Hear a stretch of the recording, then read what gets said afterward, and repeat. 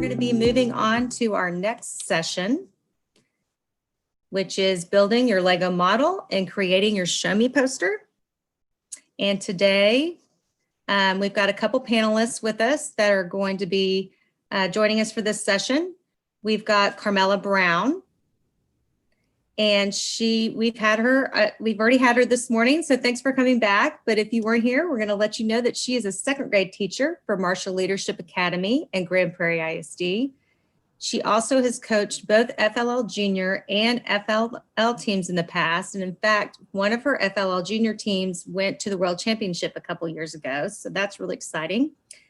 We also have Fathima Sulaiman, and she is the co-founder of Letsgobotics, and she also teaches high school chemistry and biology at Radiant STEM Academy in Dallas. Thanks for joining us. Our next panelist is Victor Urbina. He is a teacher and robotics coach at William M. Anderson in Dallas ISD, and this is his second year coaching FLL Explore. Thanks for joining us, Victor. And then we have Victor Vega, and Victor's been coaching FLL Explore for 3 years now. And he actually spent years as a rogue electrical engineer, but switched careers about 6 years ago and is now teaching. And he is currently teaching kindergarten at William A. Blair Elementary School in Dallas ISD. So we want to thank you all for joining us for this panel, and we're going to go ahead and get started. Our first question, I'm going to actually ask Carmela, I'm going to ask Fathima if she will answer, and that is, what are the team model requirements this year and the guidelines? Fathima? Hey everyone, good morning. So let me go ahead and share the slides that I have prepared for today to go over the guidelines. Here we go. So yes, there are a few guidelines that you have to keep in mind and your team has to remember to go over when you are building your model and presenting it at an expo. So first of all, your solution, your real world problem, you have come up with a solution for it, and that has to be displayed and showed in your model. So you have to show the solution that you came up with, that is to find new and fun, exciting ways for people to work out more often, to exercise. That should be displayed. You should also, any other solutions that you may have come up with, all of those can be expressed on your model. One of the rules is that your model has to be built just using Lego elements. So you cannot mix it up with any other types of bricks or trio blocks or anything like that. It has to be Lego bricks, minifigures. Feel free to use any type of Lego bricks that you may have, mix-up kits and all of that. You also can't use any glue, paint, any type of art supplies. We've had students in the past who are very big about color coordinating their models. But let's say if they run out of a certain color brick, they can't just take like white bricks and paint them red. That's not allowed. So you want to include this year's model. So when you register, you get your kit. You want to get that assembled and in your model displayed, the treadmill and the heart game. You also want to have at least one part of your model motorized, so it has to move. So it could be the treadmill and the heart game that's moving, or it could be any other part of your model that's having a moving part using the kit that Michael showed you earlier, the We Do 2.0 kit. So you want to have that, at least one of those in your model. If not, if you have more, all the better. You can have even 2 or more of those motorized models in your display. I'll also show you some pictures of some past projects the students have done. You can see how it all fits nicely on the base plate, easy to transport. One thing you have to remember is that it's Legos and it does break on the way sometimes. So remind your students about durability, stability, and portability. So when you travel there, I always tell my the kids, you can please expect your model to break, because it will. And when you get there, be able to quickly fix it. So you might want to carry some extra bricks with you, batteries, chargers, and all of that, because it does happen that the pieces come off. So you can see you can go as high as you like. You can see the tables in the previous diagram. They give you tables that should hold your model and should show your poster and your devices like that very nicely. So keep that in mind as well. So you don't want to have these really huge projects that you can't carry with you. Few more there. Everything is nice and visible. Yeah, so that's about it from me, and I will hand it over back to Angela. Thank you. Thanks, Fatima. We appreciate you going over the model requirements for this year. And our first question, I'm going to ask Victor, and that is, your team has decided on the focus of their project. What tips do you have for how to begin working on the team model and the building process? And which Victor? Oh, I'm sorry, Victor Urbina. We have two Victors. Sorry about that. What was it? What was the question again? Your team, you've decided on what your team project's going to be this year, and how do you get your team started on building the team model? What kind of tips do you have on just starting that process? Okay. Usually first we kind of like we get them to like I get them to like sketch it out, like sketch a drawing of like what they want to build.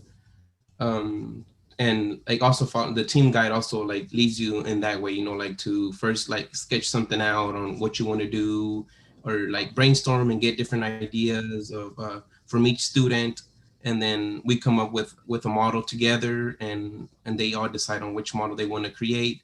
So sketching it out first, it's a great way to start with that, to come up with what model to design. So that's about it. Thanks for sharing. Does anyone have any additional thoughts on that question?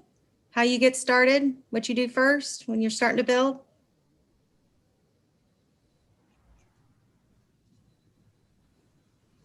Okay, I'm going to move on, Victor, to Victor Vega. He has some thoughts he wants to share with us on that. Yeah, about having them sketch it up. It's really interesting what they come up with, and then you need to get them to think about, okay, this is your sketch. Are you going to be able to build all of this? I mean, these are the pieces that we have. Can we do that with what we have on the time that we have? And then they get to think about that, and then get to modify what they're doing, and it gets them really thinking what can they achieve or in what time. And sometimes it's, if you have time, you can let them go and see how far you can go, and they will amaze you sometimes. Well, as a follow-up to that question, Victor Vega, how much time as a coach should you plan on spending on building the model? And what are some tips on how you can keep on schedule with your plan? Keep on schedule. That's interesting. Yeah, I know that's a loaded question, isn't it? Yeah, well, I usually meet with my team 2 times a week for an hour and a half, including their snack. So I keep a timer on them. Like, we have so much time to do this. And interestingly enough, this year, since I only have 4 members and they're basically individually working, it seems to go easier and faster.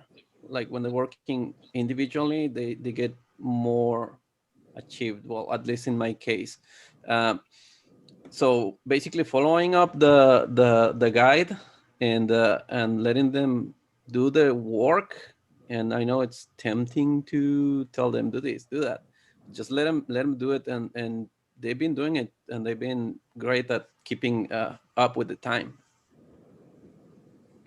And do you have any tips on, you get your Explore set, you have all your Legos, and just kind of how to keep those, but when you're building, how to keep those organized and sharing those, and does anybody have any tips on that? Just while we're talking about building.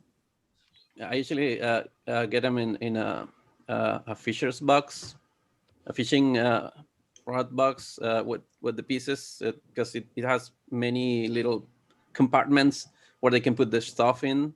And again, this time they're not sharing pieces, so everybody has their own set of pieces, not the whole set, because we can't get the whole set for everybody, but their own set of pieces, and they're sorting it in a certain place and then getting it from themselves. Great, thanks for sharing that. Does anyone have any additional thoughts on that? Just organizing your Legos. How, and if you're actually having Legos go out with different team members, is there any good way to kind of keep your inventory? And does anybody have any experience with that?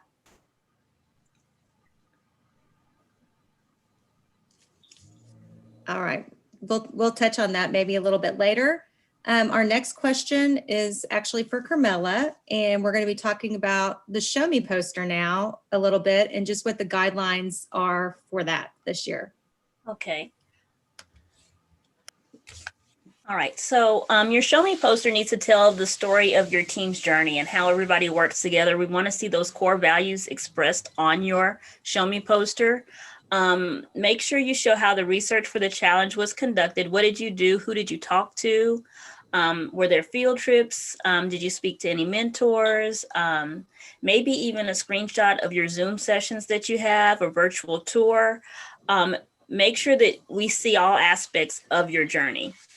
It might be nice to have the students submit pictures or designate a student to be your group photographer or historian to record your journey. And include all of the team members. Show your team solutions to the challenge and highlight the team's coding.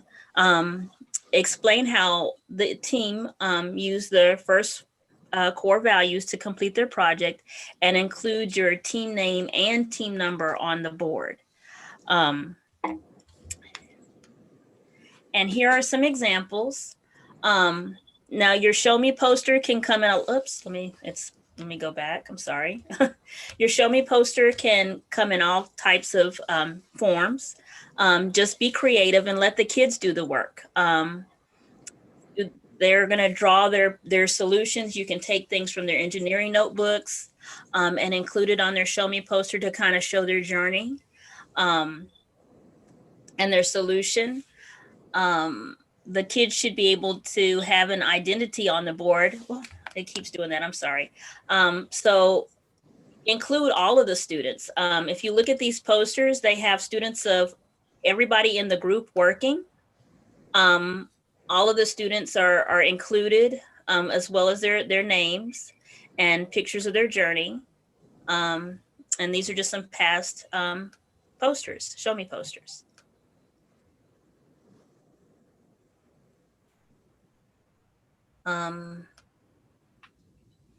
A lot of the kids get really creative with the colors that they use, which is nice. And here you see the students actually wrote, so you know that it was student generated.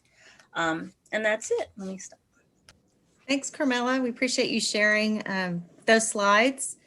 I'm going to direct the next question to Fathima. Can you give some coaches on some advice on any additional things that they might want to think about adding to their Show Me poster? Or I know Carmela went through what absolutely needs to be on there, but I know kids can get, we like to get them creative, and any other additional ideas on what might be good to put on there or ask your team about? Yes, so the poster is where they can get really creative. They can, you can include lots of pictures and photos of teamwork, and everyone. We usually have each student have something written, drawn, pasted on the poster board. So they really enjoyed this part, and you really want them to get creative with even the plan that they drew before they started, and the end model that they had. Everything from your entire journey is documented in this poster board. And it's the first thing that reviewers see. Make it as attractive as possible. In the images that Carmela showed, there were some very creative posters that were out of the ordinary. They didn't just use poster boards, they took it to another level. They made it very interactive. So those are really nice things that reviewers enjoy asking the students about. Those are great thoughts. Do I have any other panelists that would like to give some thoughts on that question? All right, we're going to move on to the next question, which is for Victor Urbina. And what tips do you have on how to begin working on your Show Me poster? And what additional supplies do you need other than what you get with your first national registration? Well, to get started, I guess you want all kids to participate in the Show Me poster, so that you'll tell each one, I guess, the different sections that they're going to work on, and providing, and then let them do everything. It's about them, like them showing what they did. And I always like to get have pictures of them when they're working on their models throughout the whole season, and we add those to the Show Me poster, and we have construction paper, markers, so they do everything. They do all the wording on it. Like that's what I did. Because I know it looks really nice whenever you like print it out of a computer. It looks better. They're not going to be very neat about it, because I do first graders in my team, so they don't have the best handwriting, but it's all done by them. I mean, just providing them with like stuff that they can glue on it, and like if they wanted to do the words with like construction paper, or they just want to write them out with markers, like it's really about them, like them showing you, and you'll get surprised, but for with the things that they can do, with themselves. You're there to like coach them and teach, help them out if they have a question, but they should be doing everything on their Show Me poster. That's kind of what I do with my teams. Those are some good points, Victor. Thanks for sharing. Does anyone have any additional comments or suggestions in that area? Yeah. All right. Go ahead. Yeah, well, actually the same.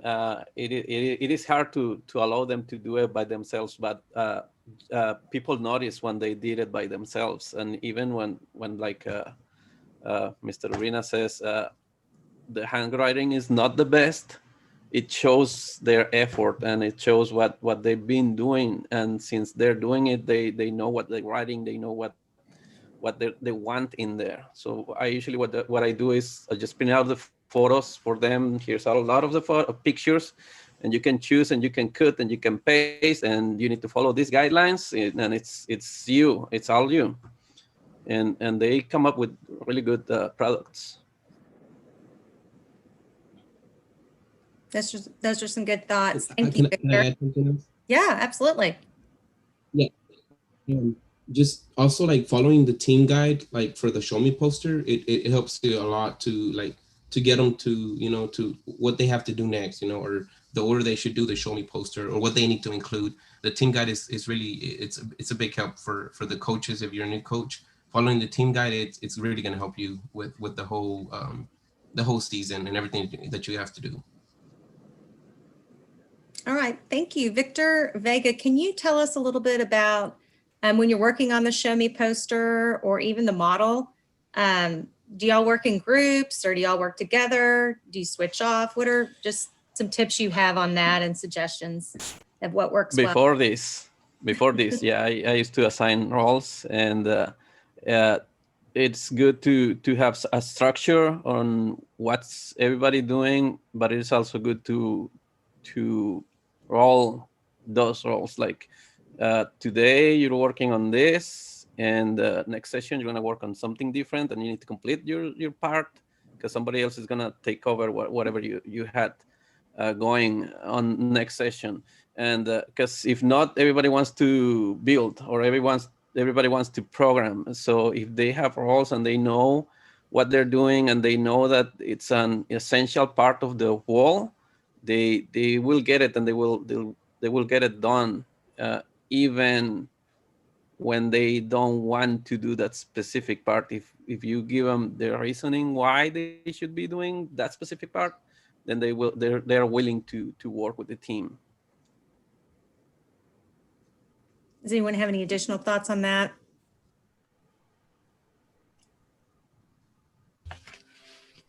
All right, we're going to move on to our next question, and this is we're going to start with Carmela on this one. How do you help your team remember what they explored and discovered along the way, so that they're better prepared to share their story when they attend a festival? I think if they document their journey in their engineering notebooks all along, that gives them a good picture of their journey. just being consistent with that. And I really like what Carissa said earlier about having like a parking lot where the kids post their ideas along the way so that they can pick up where they dropped off or left off the last time. I think that's really helpful. I like that idea. Does anyone else have any ideas to add on that? So do y'all have, I have a question regarding that. When you're working on the model or the Show Me poster, and maybe this is more related to the model, but you have, let's say you have 6 kids on your team and they've decided what they're going to do for their build. How do you get them started with that? I mean, they're all jumping in at one time in building, or I know you were talking, Victor Vega, a little bit about how you assign different responsibilities, different days. But I know that when you have a team that has an idea and everyone kind of starts building on that base plate, just, is there any tips with guiding that as a coach? Patience. Lots of patience. Everybody wants to put their hands on it at the same time. So we need to remind them that we're a team and we need to work on different parts of the project at different times. And sometimes, and accept the ideas, because sometimes somebody has a really good idea and it's not his time, but I will tell them, okay, go talk to them and let them know what you're thinking. And if they accept it, then work with it. Does anyone have anything to add on that? Go ahead. Oh, you go first. I really like using the roles and rotating them. So you may have a team manager, an engineer, someone who documents, someone who inspects, and rotating the jobs so that everybody gets their hands in with the project. Now it's kind of hard to do when we're working remotely, but you can still assign those jobs in different ways. If you quarantine the project and then pass it to the next person, that might be one way of making sure everybody's included and they'll know when it's their turn. Thanks, Carmela. I appreciate those thoughts. Fathima, you had some things to add? Yes, so it is challenging to have everybody have a fair share at the work. But what we did was, as far as building the model, the Inspire set itself, we rotate the steps. So student A does step 1, student B does step 2, and we finish the model. When it comes to the programming, we have every student program and test their program out with that same model. But of course, only one will be displayed during the event itself, but everyone gets a turn to program for sure.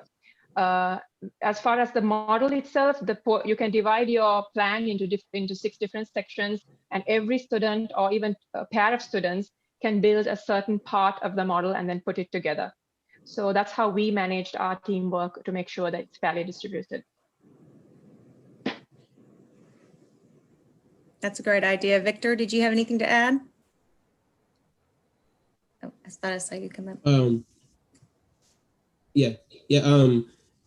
Like they mentioned already a little bit, just because last year I had like 2 different teams of each group had six group members, which we can't do this year, but I would, and we had a big the build where they were building, it was a big because it can be like a 30 by 15, I believe, like that's how it was last year for where they can build. So it was big enough for them to all like have a different section. Last year I think it was building like a city or something like that.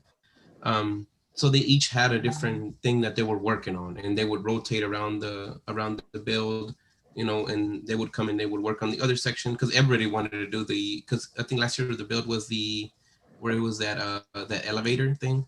So they all wanted to work on that. So everybody got to get a chance to do that and work on the programming. Also, everybody would be able to, because like with that we do kit that they give you. there's different builds. So some would be doing those, and some would be working on the actual build, so they could all get to code and see how that works, how the program works. So just rotating around, it's a great idea to get them to all work and be able to work on all the sections of the build. I wanted to add one more thing about a previous question. When you have more than one team, one of the things we would do, like Michael talked about in his presentation, was give each We Do motor a different name. And then each kit would be color coded. So I would put a different color label on each kit. So the red group would get all of their red supplies, or the blue group would get all of their blue supplies. So we wouldn't have things intermingling, if that helps. So. Well, thank all of you for your very helpful information and tips for our coaches.